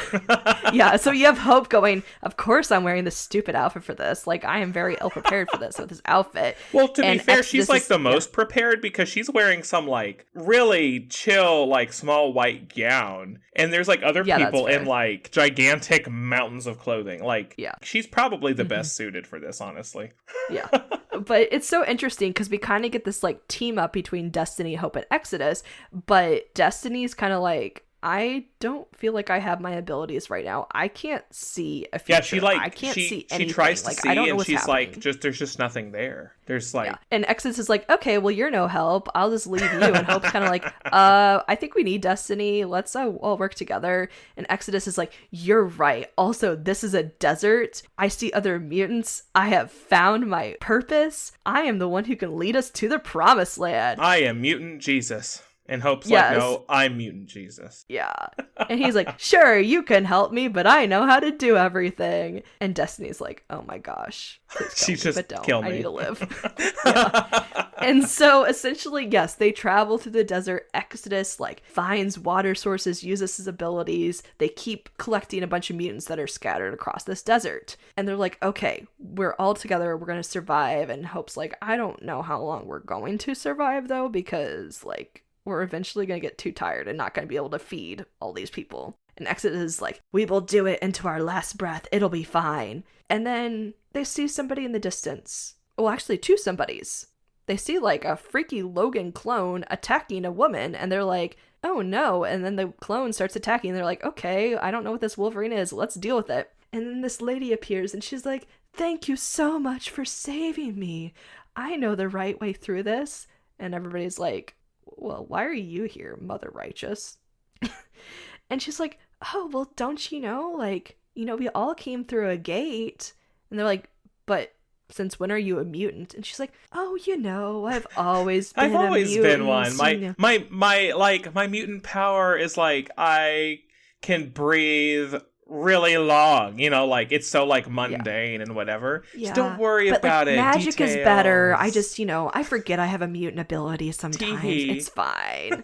And everybody's like, okay, like this ain't janky at all. And she's like, but distraction, because snap fingers. I found Krakoa. And they're like, what? And they turn around and like literally the Krakoan islands that she like disappeared with at the end of the gala, it's just there. The Atlantic Krakoa. The Atlantic Krakoan, yeah. Mm-hmm. And they're like, okay, great. So we have a place to live. That's fantastic. And she's like, you're welcome. You're welcome, right? You want to thank me? Wink, wink. You know, no problem at all. So, I mean, she did effectively save all of their lives, you know, because they have water, they have food, they have shelter, yada, yada, yada. But Destiny's like, this is sketchy. There's some weird things. And she's like, Hope and Exodus, like, watch out for her. And they're like, okay, but like, she helped us. Sure. And Destiny's like, no, like, really watch out. And they're like, okay, Destiny, we know you know some stuff. Like, why won't you tell us? And she's like, it's on a need to know basis. And they're like, you can't see anymore. Like, why don't you freaking tell us what's going on? Like, why don't you just like go to your room? Yeah. And they're like, whatever. And then stuff happens where, Mother Righteous kind of like goes off on her own. And Destiny's like, oh, I think I know what's going to happen. And Hope and Exodus are like, well, why don't you freaking tell us? And she's like, well, I'll come with you guys because I'm the only one that knows. And that's all that matters. I can stop this. And they're like, this would be a lot easier if you could tell us what's going on. And so essentially, like, they follow her through this desert to like this weird building where it's like Mother Righteous has found a half-made building. It's like under construction still. And Mother Righteous had found Jean at some point and was like taking her on a leash and controlling her up into this building. Yeah, and they're like, well, they found Jean prior to this. Yeah, I guess like, they had kind technically of found her. Yeah. But when they find her, she's like babbling and completely incoherent. She's going through like her narration from her book, right? And they're like, what the hell is wrong with Jean? But when they meet Jean, they're like, are we where we think we are? Like, this doesn't make any sense because Jean died, right? So they're trying to piece some things together, and they're like, we'll just keep Jean safe. Mother Righteous is like, we'll just keep her safe. It's fine. Yeah. But then she disappears with Jean, and they're like, okay, they go after her. They come to this building, and Mother Righteous is like preparing like a ritual. With Jean in the middle. And Destiny's like, you have to stop her, even though I'm not going to tell you how. Yeah. And they're like, you need to hurry faster. We have to stop her. And they're like, fine, Destiny, but why don't you tell us? It would be so much easier. They're like literally like climbing upstairs. They're just like going up stairwells trying to find like the top of this building. Yeah. And then you keep going back and forth between them and Mother Righteous. And Mother Righteous is like, I have my plan. I've been waiting for this. Let's stab Jean again. And like, I'm going to use her blood for a spell. And you're like, oh, this is where this is all going. This has been Mother Righteous's plan all along. Her plan was to get to Jean at this point because her belief is that the white hot room is able to create like anything or make your wishes come true type thing. And she's like, I'm going to make this spell because guess what? I am the only one who's made it this far. Remember all the Sinisters trying to make it to like Dominion? This is my opportunity. So I'm gonna write with Jean's blood, making my wish come true to like reach Dominion. And Destiny is like, crap, we're too late. and Mother Righteous is like, well, suckers. And then she's like, why is nothing happening? She's legit just like, I've completed my wish. You all suck. I'm the villain. Yeah. She legit like goes on a tirade. Yes. So like there's like writing in Jean's blood about like this wish that she, because there's like something to do with like rebirth, and so and like wishes can be granted. Book 5, she can like alter reality just by simply like writing it into truth with the Phoenix's blood. And she's like ascending, and she's like, oh my god, it's happening. And Destiny's like, no, it's not. She gets like smacked back, just like Sinister got smacked back down when he almost reached Dominionhood. She gets smacked back down, and she's just like, somebody's already there. Yeah. And then she's like sitting there, and like Hope and Exodus and Destiny are just pissed. Yeah. Because Jean is just like literally bleeding out over here. Yeah, they're like, what the heck just happened? Like this, and Destiny's like, yeah, I tried to tell you. And everybody's like, what the freaking heck are you going on about, Destiny? Why don't you freaking say it? And you see this like text, I think, form, like, I don't know if it goes over like Mother Righteous's words, and it goes like, however, his mistress of stories should have known. There's always a twist. Look behind you. And you're like, what is happening? And then it kind of cuts to, I think this is the point where it reveals further, like, that when all these Sinister clones were created, we originally saw back at like the Essex like mansion, the little tubes, and they all had the symbols, the like the spade, the heart, the club, the diamond. And then you see like that, because we have all learned that they have all tried and failed to reach Dominionhood. Well, in the center, like, it kind of like lights up this image, and it's like a crown, and it's implying there is like one final alpha Sinister out there. And it's because like Kingdom Hearts level plot here. Yeah, they all had to succeed and fail at the same time to create like the ultimate Sinister. And you're like, oh, so this is the thing that reaches Dominionhood. And then Destiny was like, I tried to tell you to stop. You weren't the one. And you're like, yeah, Destiny, you could have told everybody. Like, all you kept saying was, no, don't. No, don't. No, don't. Like, shut up. Yeah, because then her other thing was, well, this thing has been watching me this entire time, but because now I realize, like, where we are and we're, like, out of time, out of space, whatever, like, I can tell you a little bit more. But I'm not going to fully tell you, but I'm going to tell you, we tried to stop this thing, but this thing was there all along. And you're like, okay, so that makes sense why she's been like helpful, not helpful to certain Sinisters in life, and that because she always knew something was coming. But, well, clearly that failed. So, big reveal. Everybody thought, yay, evil girl power. She almost did it, but twist. It was never her right to begin with. They were all pawns in a bigger game. And so that is the end of the story with the Jean Grey. And also Immortal X-Men. They come to a close in this big moment where like, oh god, what is going to happen next? Like, there is a Dominion. It's this super Sinister. we're stuck in the white hot room. Jean is dead again, but also in the white hot room. So is she super dead? There's a bunch of questions, and it's like, see you later. Yeah, because another big question is like, is this a mutant afterlife apparently now? Like the white hot room, they're kind of like, yeah, it kind of is, but Mother Righteous isn't actually there. She like made a fake body, so like that had mutant DNA. Like she's controlling it all from outside. She made like a this, homunculus, and sent that new mutant homunculus into the portal. But she's still sitting fat and happy elsewhere. But but also sad now, but too bad. She is very sad now, but now she's gonna get petty. So dangerous. Yeah, she's a wild animal now. Yeah. So, but we don't get to cover that yet. That will be in our final episode where we continue this story with X-Men Forever. But more on that in a little bit. I don't want to get ahead of myself. We have kind of one more story to tell. Yes. And that involves basically what's happening with the main X-Men story on Earth, directly with Orcus and also Tony Stark. Yes. Which, honestly, Invincible Iron Man, I'm been enjoying it. Wasn't it It's kind good? of a fun read. And It also, is. like, Emma becomes a big part of the story. And you have these two people, like, they're so perfect interacting with each other. Because they're both so snarky. And just, I love them so much. Like, and I'm very sad because when, ways ago, when they announced that, like, oh, there's a big Marvel wedding coming, and like, oh, it's Tony and Emma. And I was like, okay, I love all of this. And I know a lot of people did not because, like, marketing and all sorts of other things. But for the story, like, what actually happens in the story is so funny because it's like an accidental marriage. Yeah.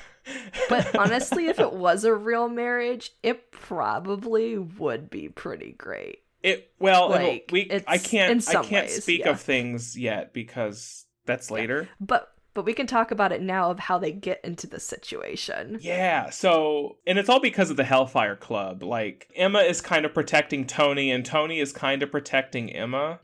Because they both need money, and it's a whole thing, because Tony don't have no money. He's got no money. Yeah. Well, they both want revenge, but then they have been there for each other to, like, help prevent each other from dying. Yes. And yes, the Hellfire Club is the best way to handle it. And so what we find out is that right after the gala, basically, Wilson Fisk and Emma got together to, like, deal with some paperwork. And you find out that Emma gave all of her assets to Wilson Fisk to take care of so that he could have all the money and control, and plus because he's human, like, there's not going to be a big deal. And they did it before, like, all the mutants lost completely everything, and so it's this all big game that everybody is playing.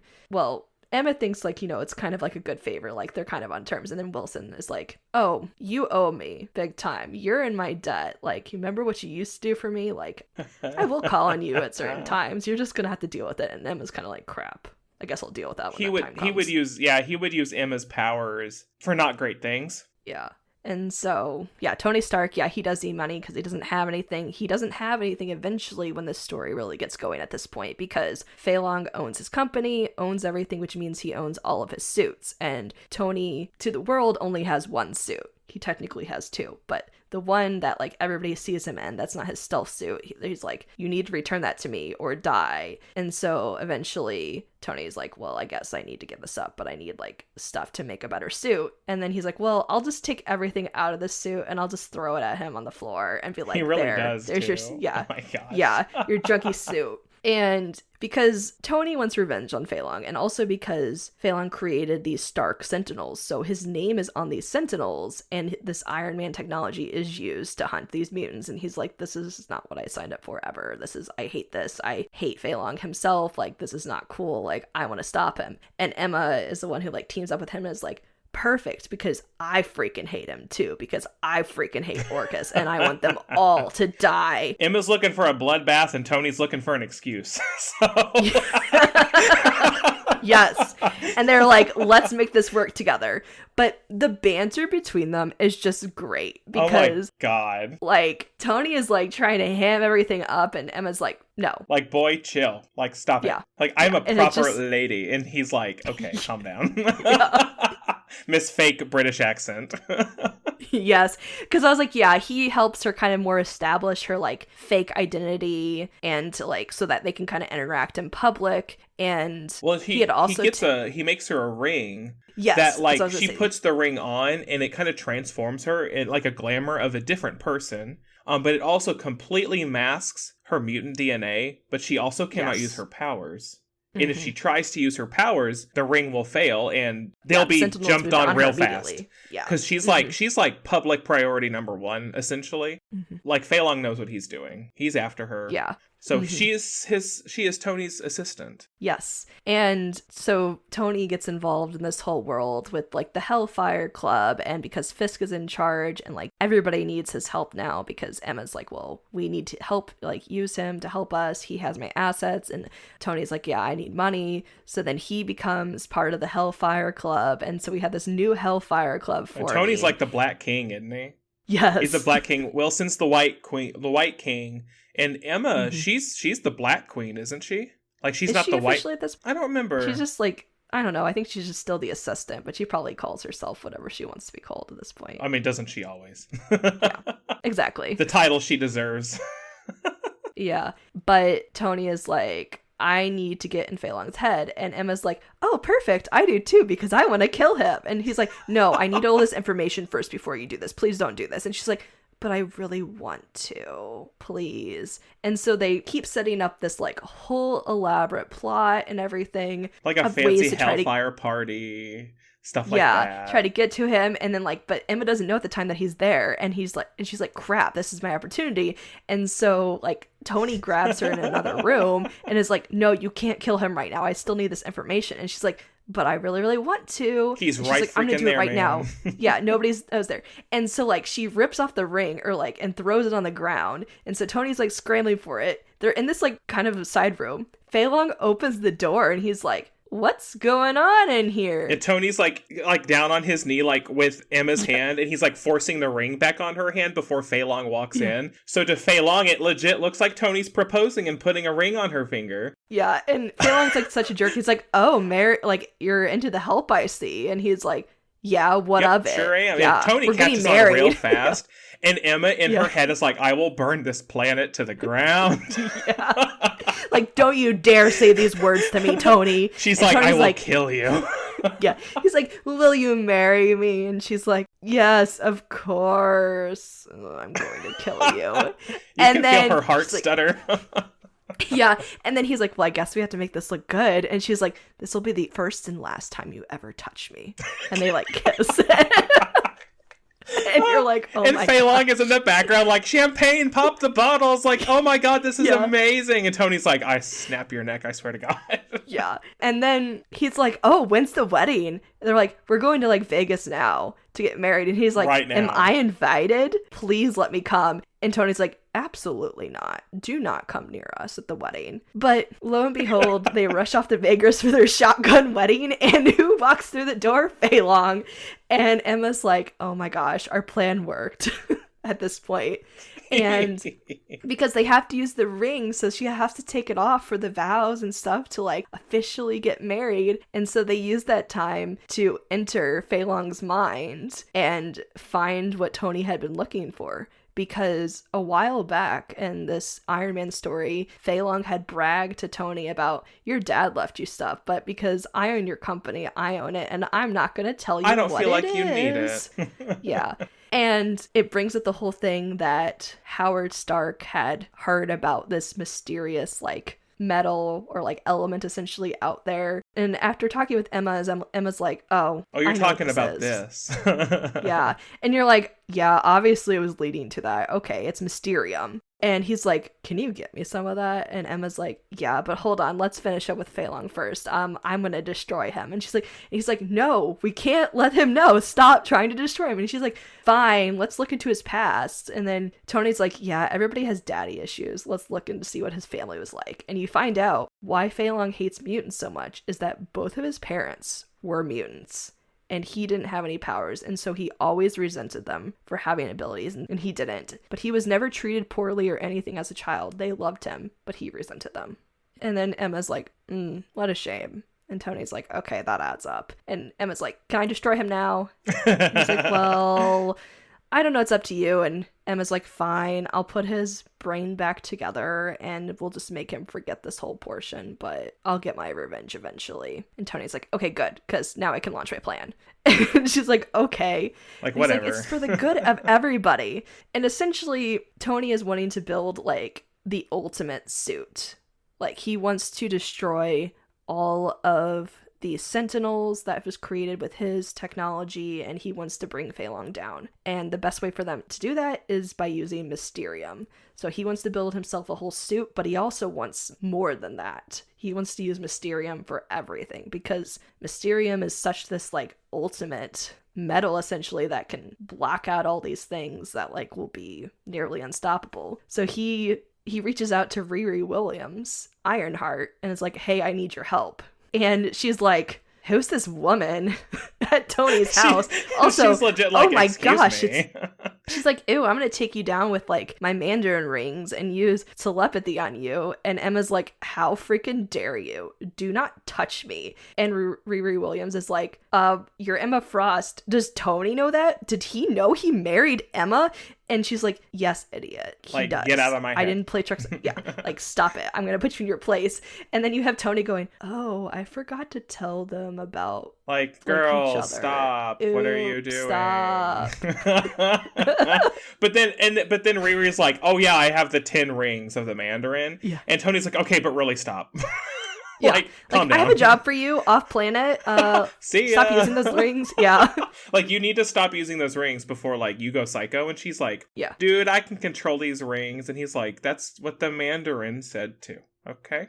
Yeah. Calm down. And she's like, no, I got this. And he's like, well, anyway, distraction. I have a very important job for you. And so he sends, like, Riri into space to, like, make ships, or, like, ships for the mutants, because their plan is to take all the mutants from Arakko and bring them to Earth for, like, some war. And so he's like, I got you. You go deal with that. Well, we see that Riri runs into Forge in space, and then they come under attack because Riri has the Mandarin rings. And so that ends that little side story for to be continued. But, like, yeah, so a lot of this, like, earthy story is, like, Emma and Tony trying to get revenge, trying to set up mutantdom for some kind of counterattack. Well, they're like, the rest of the mutant, like, X-Men team, if you can call them that, it's just kind of a hodgepodge group. They're just kind of, like, living in the sewers, like the Morlocks, because they just cannot go above the surface, or they will be, I mean, the new Sentinel technology is so good, they'll be on them in an instant. Yeah. It's a whole thing, but they're just, they're trying to, like, get it together, and then you have Kitty. Yes. You have poor Kitty, she has who, gone through. she, you know, because she, after the Hellfire Gala, she finally fell through a gate. Yes. Into Jerusalem, an Orcus base, and there was, like, 10 Orcus guards, and she had to go ham on them. She was murdering them left and right, like, viciously. Like, she phased one guy's arm holding his gun, like, into his brain and just left it there. And then cried. It was messy. Yeah. So she kind of broke herself.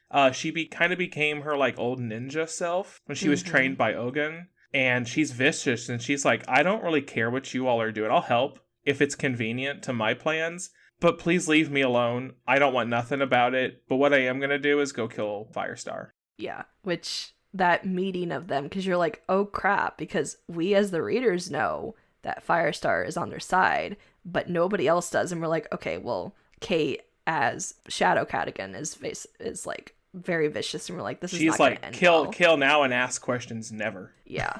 So Ooh. We do see that part where she does go after Firestar, and Firestar is like, oh crap, somebody's finally for me, and she's like trying to get Kate to listen to her, and Kate's like, ha ha ha at first, and like, I don't really care what you have to say. You're dead. Like, yeah. And she's like, no, I really need to tell you about this. And she's like, shut up, let me kill you. And Firestar's eventually like, no, you will listen. Like, this is, and then you see this moment where Kate just kind of like stands there, and you're like, oh crap, she doesn't believe her. And then like she laughs, and she's like, that is the most Jean thing ever. That's great. And Firestar's like, okay, thank goodness. Like, I'm so glad you believe me. Because Angelica, she was getting the crap beat out of her. Like, she was not handling this fight at all. I mean, she also wasn't really fighting back, but like, no. Ooh, Kate had her against the wall. Yeah, but Kate's like, okay, all right. Yeah. And Firestar's like, okay, can you tell everybody this? And she's like, no. Nope. Ha. Like, you deserve to fight us every once in a while. You deserve to, like, train up now. And Firestar's like, but no, really, that would be so much easier if you could tell. She's like, no, it's better for your cover, which, like, legit, like. But Kate's kind of like, I've still got, like, I still am on a bloody warpath here, so that doesn't sound like my problem. Bye! Yeah. And you're like, oh gosh, Firestar. She's like, what have I got myself into? Kate walks out and like you swear Angelica just like falls to the ground and like just starts bawling. She's like, this is so difficult. Yeah. Oh my gosh. But doesn't she find Firestar? Doesn't she find the Juggernaut? Yes. And tells Juggernaut, like, I'm gonna help you get out. Like, you just, whatever they're doing to you, you just hang tight because I'm not leaving you here, so. Yeah. But then we do see some more interactions with, Angelica, who is really trying to keep up appearances with the Orcus. And, like, there's some letters she writes, and you're like, dang, girl, like, you're really selling this part. But, like, yeah, this has to be so freaking hard. Well, that's why Jean picked her, because she was the only one who could really, really sell it. Yeah. Although it's not stopping any of the, like, the leaders of Orcus. Like, they're constantly like, can we kill her now? Like, that would be fun, right? And Stasis is like, no, don't do that. No, Stasis is so ride or die with her. He's like, he really is. Do not touch her. She is the best. Like, we're besties. If you're gonna kill her, you need to talk to me first because I'm gonna tell you no. I need that in writing 2 weeks before. Also, I'm going on vacation for the next month and a half. So, yeah, legit. But yeah, so we have Angelica trying to help here and there. And so she does interact with Juggernaut and, like, kind of helps him out, but also tells him, like, watch out behind you because actually that's where, like, Scott is behind you. But I can't get him out because Orcus has rigged him with, like, a bomb. They have him rigged all to hell. I mean, he can't blink because they have his eyes sewn shut. Yes. But, like, he can't turn his head without setting off some precaution or another. Like, ooh, dang. Yeah. But it's also amazing that, like, Cyclops knows, like, is also another person that knows that Angelica's on their side because they have, like, both had, like, extensive, like, military training, essentially. And, like, they keep up the act, but she also uses, like, Morse code when she, like, touches him or something to tell him, like, this is really what's going on, but we're gonna keep up this act. And you're like, this is crazy. But also very dangerous because I'm just like, everybody's watching her every move. Like, well, yeah, well, those Orcus bosses, they're not little villains, and they are terrifying in their own right, you know. And getting them all together, like MODOK, oh god, MODOK's made fun of a lot, but like he is not when they don't use him for comedic relief. He's a scary person. He knows how to do a lot of stuff that is just an issue. So yeah. Well, and with Angelica, with everybody questioning her except for Stasis, but you do have a little bit of Nimrod being like, I kind of like her. Because she's like sassy. Because she's like, oh, you want to kill me? Well, like, if you want to make it a fair fight, I'm happy to let you try. And Nimrod is just like, okay, I see you, girl. Because she says that to him too. And he's almost like, respect. Like, you kill me, I'll take you down with me. I know how to kill you. And he's like, okay, all right then, calm down. He's like, you're cool in my book. And everybody else is like, I don't know why you see that. Yeah, but and okay. And then like Omega Weapon is just like, it's got that thing like, you're a girl and I'm a girl and I don't like you because you're a girl. Like, they got that going on. They just like side eye each other all the time. Yeah, for real. Like, some of that part's so funny, but you're like, this is such a serious, scary situation. It's such a serious, scary situation. But that's the thing I like about Stasis, is that even when at his worst, like, he's still a sinister, so he's gonna do god-awful things, but he's also gonna kind of be kind of funny about it. So, you know, it's the sass. No, I can't help the truly sass. He is truly that sinister through and through. Like, and he's the one that has it the most that we've seen. Mother Righteous just has a weird accent and is doing her own thing. And then she's like British funny. Who's just like quiet. He doesn't have time for the nonsense. He's in his ball. He don't really care. Yeah, whatever with that. And Sinister is in the ground, so whatever. Mm-hmm. But I think that, are we missing any other stories at this point? Like, that kind of is where it all leads. I don't think so, no. Oh, wait, there is one more thing. Oh, no, what is it? That's kind of important. Is that we have some of the X-Men go visit Mr. Fantastic, Reed Richards, because they're like, we know Charles messed with your head, and we know that you had some way of, like, hiding the X gene, and Reed is kind of like, yeah, I'll eventually figure it out. And Kamala is one of the people with them, and she's like, oh yeah, you know, like, my X gene is, like, kind of hidden and stuff, and I wonder if it's, like, the Terrigen Mist. And he was like, that's it.